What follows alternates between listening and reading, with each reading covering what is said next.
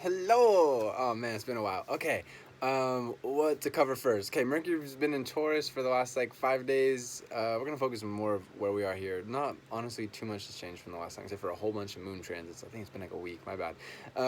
So Sun, Mercury, and Uranus are all conjunct in Taurus. We're starting to see the kind of the ebb of this. This is starting to dissipate, but it is still present right here, right now. So what does this mean? This is a really good time to. It's been really nice actually. Like I always say with every new transit, I think it's my Gemini where I'm like, oh good, like a new phase, thank God. Um, when we had Mercury in Aries for about 3 weeks, for the first 3 weeks of April or so, maybe the first 3.5 weeks, it was really exciting. It was really good. Like our minds are like burning, just like, okay, let's get stuff done. Oh, this is what I'm thinking about. Okay, blah, blah, blah. It's like a very extroverted whoosh energy. Now with Mercury Taurus, and especially with the Sun being in Taurus as well, even with Uranus there, we'll get there. But with Mercury being in Taurus, it's nice to cool everything down. Everything's become a lot more introspective, a lot more feminine of an energy, a lot more of a, I mean, feminine as in the energetic understanding of it, as a input rather than output of going inwards and being a little bit more patient, and a little bit more reserved, and thinking things over more, and being a little bit more slow rather than Mercury and Aries. Blah, blah, blah, blah, blah, blah. That's what's so exciting about any new transit is every single energy is so different from one to the next. Aries to Taurus to Gemini to Cancer. It's just the nature of our reality, of our solar system, of the zodiacal wheel. It's this perfect geometric pattern of energies that balance each other out and make a complete circle, and that we're just constantly going, hopefully, in an upward spiral with instead of a downward spiral. Um, the key for that is awareness and practice. But anyways, specifics. Can't stop general stuff. I think what's really nice is the switch to Taurus energy, both with Mercury and the Sun too, which we've had for almost 2 weeks now, has cooled everything down, has relaxed everything down. And I think that's important to tap into, especially since Uranus there can shake things up a little bit. So this is tricky because Sun and Mercury Taurus are a lot more calm. Out of every single Taurus placement possible, Uranus in Taurus is the one that acts very different from the norm. Uranus in any energy acts different from the norm. It doesn't mean that it's there's always opportunity though. So what's the challenge here? The challenge. Let's look at the gift first. The gift is being able to be patient and to think carefully and really thoroughly, especially in comparison to a lot of April, to be able to really sit with something and figure out what needs to grow, how it needs to change. Sometimes I think this is really important. A lot of this energy is more focused on the material realm, on the physical realm. What do I need to change about my environment, about my body, about my finances, etc.? And that can be valuable, that can be good. But I really encourage you also to go deep within as per the mental and the emotional realm as well. Especially with transiting Mars in Aquarius, squaring all this energy, as well as Saturn in Aquarius, but that Mars in Aquarius especially. It's really a great opportunity to be able to link up, to get our chain of energy flowing from our bodies to our minds to our hearts to our spirit.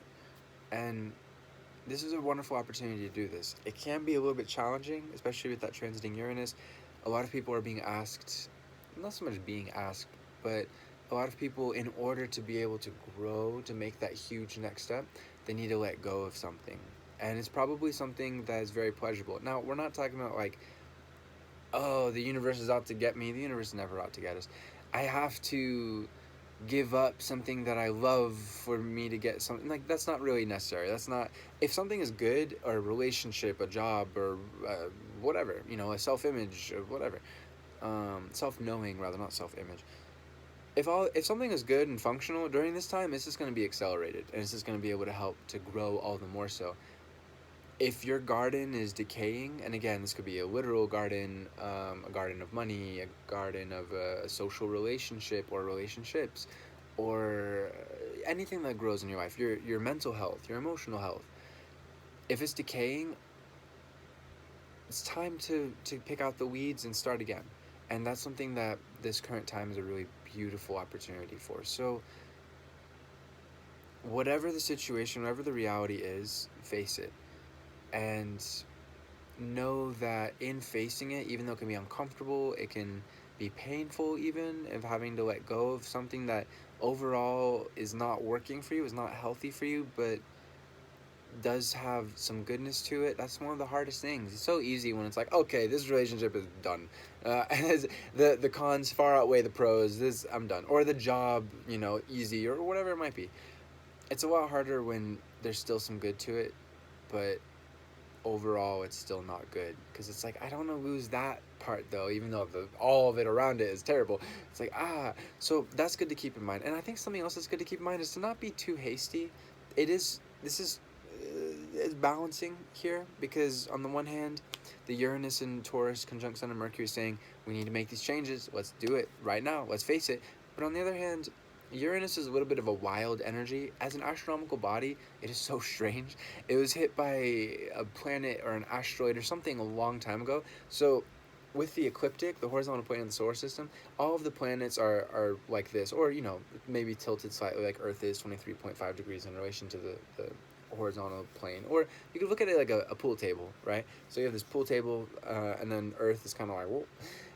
Uranus is like this. It's literally rolling. So it's a very weird energy. It's very powerful too. It's the third largest astronomical body in our solar system. So why this is important to keep in mind is, can it help you evolve and change and grow and outgrow and let go of what you don't need? Yes. Can it also make you act really erratic and jump to conclusions and make a decision when really you don't have all the information yet? Maybe you need to listen a little bit more. Maybe you need to think about it a little bit more. Maybe you need to ask some questions. Yes, it can also do that, especially with the pressure of Mars in Aquarius. And I think especially with the pressure that everybody, well, not everybody certainly, but well, in some extent, everybody is feeling with what's going on out there in the world. But I think especially, I don't know, it could really go either way. We're all feeling this pressure, we're all feeling this stress. So that's really good to keep in mind too, is, okay, cool, I didn't react automatically just then. I could have said or done some things that might have been a little venting of this. Maybe I'm feeling cooped up because I'm not able to go outside. Maybe I'm feeling stressed and pressured because I'm still working, and I'm tired or afraid of getting the illness or whatever. In either case, let's breathe. Let's think about these things. The most important choices we make in life need to have some good reflection, and we need to prepare for them. And it's very rare, even with those, was like, okay, cool, I've reached my decision. It happens quickly. It's built on layers upon layers of thought and reflection and experience, whether it's conscious or subconscious. In the best times, I think consciously. So really take your time, understand what's going on in your life, understand what you need, and find ways to vent all of those frustrations in healthy ways, not in your relationships. That's really important. There's always new stuff. Again, I'm going to get back on the wheel. I've been fucking up lately and not doing transits. I've just been really busy with readings, which has been great, and writing, great, but I need to get back into it. Anyways, speaking of which, if you would like to pre-order my book, I'm at 240,000 words.